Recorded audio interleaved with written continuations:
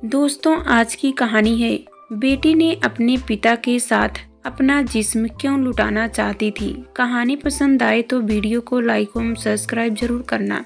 अरे तनु, तुम कॉलेज छोड़कर यहाँ कॉफ़ी पी रही हो? आज फिर बंक मार लिया क्या? It's not fair baby. Mall के रेस्तारा में अपने दोस्तों के साथ बैठी तनु को देखते ही सृष्टि चौंक कर बोली। फिर तनु से कोई जवाब न पाकर खिसियाई सी सृष्टि उसके दोस्तों की तरफ मुड़ गई। पैरों में हाई हील, स्टाइल से बंधे बाल और लेटेस्ट वेस्टर्न ड्रेस में सजी सृष्टि को तनु के दोस्त आपलक निहार रहे थे। चलो, अब आ ही गई हो तो एंजॉय करो, कहते हुए सृष्टि ने कुछ नोट तनु के पर्स में ठूस सबको बाय किया और फिर रेस्तारा से बाहर निकल गई। तनु, कितनी हैट है तुम्हारी मॉम, तुमसे उनके सामने कुछ भी नहीं हो। यह सुनते ही रेस्तारा के दरवाजे तक पहुंची सृष्टि मुस्कुरा दी। वैसे उसके लिए यह कोई नई बात नहीं थी, क्योंकि उसे अक्सर ऐसे कॉम्प्लीमेंट सुनने को मिलते रहते थे। अगर तनु के चेहरे पर अपनी माँ के लिए खींच के भाव साफ देखे जा सकते हैं। सृष्टि भला की खूबसूरत है, इतनी आकर्षण की किसी को भी मुड़कर देखने पर मजबूर कर देती है। उसे देखकर कोई भी कह सकता है कि हाँ, कुछ लोग वाकई सांचे में ढालकर बनाए जाते हैं। 16 साल की तनु उसकी बेटी नहीं बल्कि छोटी बहन लगती है। जिस खूबसूरती को लोग वरदान समझते हैं, वही सुंदरता सृष्टि के लिए अभिशाप बन गई थी। 5 साल पहले जब तनु के पिता की एक दुर्घटना में मृत्यु हो गई, तब इसी खूबसूरती ने एक एक कर सब नाते रिश्तेदारों, दोस्तों और जान पहचान वालों के चेहरे से नकाब उठाने शुरू कर दिए थे। नकाबों के पीछे छिपे कुछ चेहरे तो इतने घिनौने थे कि उनसे घबराकर सृष्टि ने यह दुनिया ही छोड़ने का फैसला कर लिया। मगर तभी तनु का ख्याल आ गया। उसे लगा कि जब वही इस दुनिया का सामना नहीं कर पा रही है तो फिर यह नादान तनु कैसे कर पाएगी। फिर उन्हीं दिनों उनकी जिंदगी में आए थे अभिषेक सृष्टि के पति के सहकर्मी थे और उनकी मृत्यु के बाद अब सृष्टि के, क्योंकि सृष्टि को उसकी ऑफिस में अपने पति के स्थान पर अनुकंपा के आधार पर नौकरी मिल गई थी। अभिषेक अब तक कुंवारे क्यों थे, यह सभी के लिए कुतूहल का विषय था। यह राज पहली बार खुद अभिषेक ने ही सृष्टि के सामने खोला था कि पिता विहीन घर में सबसे बड़े होने के नाते छोटी भाई बहनों की जिम्मेदारियां निभाते निभाते कब खुद उनकी शादी की उम्र निकल गई उन्हें पता ही नहीं चला। और इन सब के बीच उनका दिल भी तो कभी किसी के लिए ऐसे नहीं धड़का था जैसे अब सृष्टि को देखकर धड़कता है। यह सुनकर एक बार तो सृष्टि सकपका गई, मगर फिर सोचा कि क्यों कटी पतंग की तरह खुद को लुटने के लिए छोड़ा जाए, क्यों ना अपनी डोर किसी विश्वास पात्र के हाथों सौंपकर निश्चिंत हुआ जाए। मगर अपने इस निर्णय से पहले उसे तनु की राय जानना बहुत जरूरी था और तनु की राय जानने के लिए जरूरी था उसका अभिषेक से मिलना और फिर उन्हें अपने पिता के रूप में स्वीकार करने को सहमत होना, क्योंकि तनु अभी तक अपने पिता को भूल नहीं पाई थी। भूली तो वह भी कहाँ थी, मगर हकीकत यही है कि जीवन को सच्चाइयों को कड़वी गोलियों की तरह निगलना ही पड़ता है और यह बात उसकी तरह तनु भी जितनी जल्दी समझ ले उतना ही अच्छा है।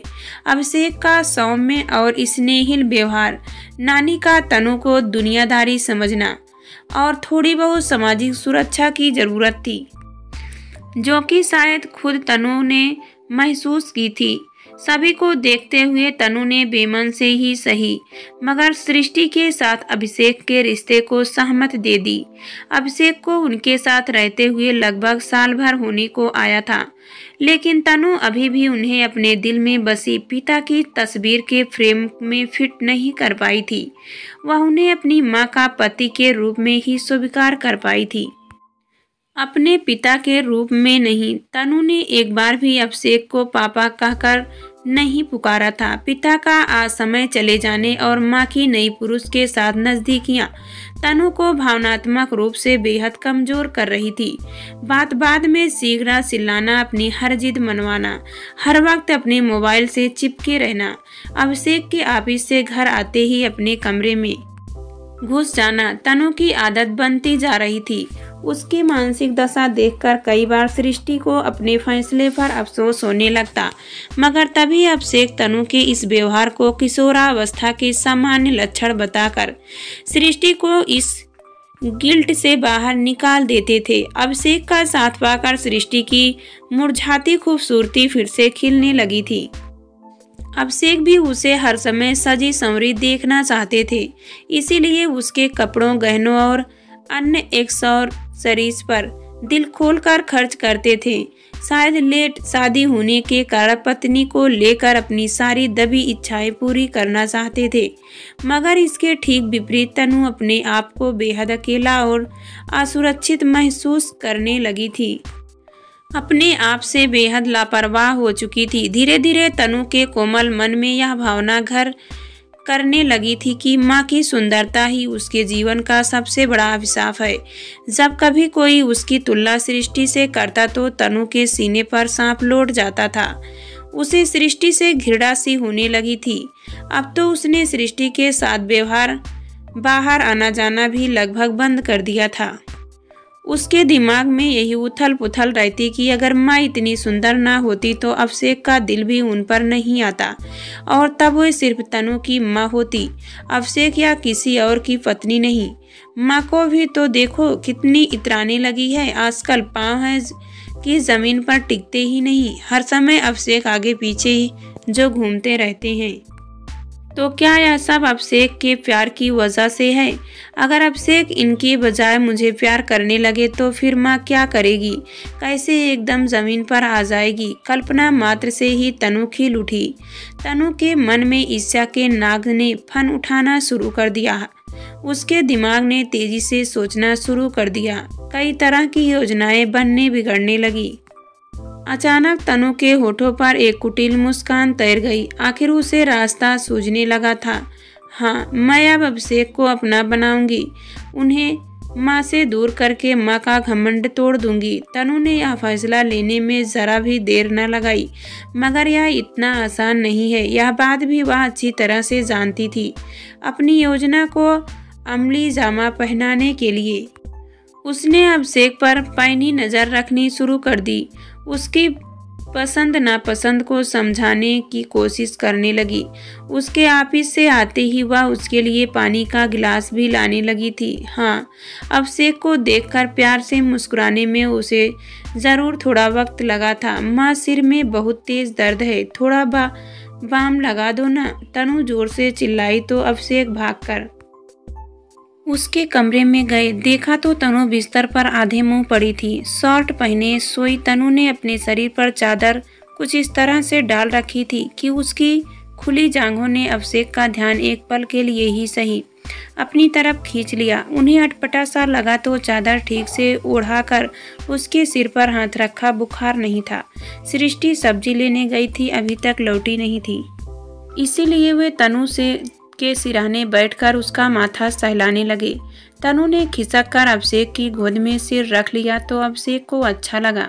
उन्हें विश्वास होने लगा कि शायद अब उनके रिश्ते में जमी बर्फ पिघल जाएगी। धीरे धीरे तनु अभिषेक से घुलने लगी। कभी कभी सृष्टि की अनुपस्थिति में वह अभिषेक को जिद करके बाहर ले जाने लगी। चलते चलते कभी उसका हाथ पकड़ लेती तो कभी उसके कंधे पर सिर टिका लेती। अभिषेक भी पूरी कोशिश करते थे उसे खुश करने की। वे उसकी जिंदगी में पिता की हर कमी को पूरा करना चाहते थे, मगर कभी कभी वे सोच में पड़ जाते थे कि आखिर तनु उससे क्या चाहती है, क्योंकि तनु ने अब तक उन्हें पापा कहकर संबोधित नहीं किया था। वह हमेशा उनसे बिना किसी संबोधन के ही बात करती थी। बाहर जाते समय कपड़ों के मामले में तनु अभिषेक के पसंदीदा रंग के कपड़े ही पहनती थी। एक दिन पार्क में बेंच पर अभिषेक के कंधे से लगकर बैठी तनु ने अचानक अभिषेक से पूछ लिया, मैं आपको कैसी लगती हूँ? जैसी हर पिता को अपनी बेटी लगती है, एकदम परी जैसी। अभिषेक ने बहुत ही सहजता से जवाब दिया, मगर इसे सुनकर तनु के चेहरे की मुस्कान गायब हो गई। फिर मन ही मन बड़बड़ाई कि किस मिट्टी का बना है यह आदमी। मैं तो इसे अपने मोहजाल में फंसाना चाह रही हूँ और यह है कि मुझ में अपनी बेटी ढूंढ रहा है। या तो यह इंसान बहुत नादान है या फिर बहुत ही चालाक। ऐसा तो नहीं कि यह मेरी पहल का इंतजार कर रहा है। लगता है अब मुझे अपना मास्टर स्ट्रोक खेलना ही पड़ेगा। और फिर मन ही मन कुछ तय कर लिया। अभिषेक माँ की तबीयत बहुत ख़राब है, उन्हें मेरी ज़रूरत है। मुझे 2-4 दिन के लिए वहाँ जाना होगा। तुम तनु का ख्याल रखना प्लीज़, सृष्टि ने अभिषेक के ऑफिस लौटते ही कहा। तो तनु की जैसे मनमांगी मुराद पूरी हो गई है। वह ऐसे ही किसी मौके का इंतजार कर रही थी। वह कान लगाकर उन दोनों की बातें सुनने लगी। थोड़ी ही देर में सृष्टि ने कैब बुलाई और 4 दिनों के लिए अपनी माँ के घर चली गई। जाते जाते उसने तनु को गले लगाकर समझाया कि वह अपना और अभिषेक का ख्याल रखे।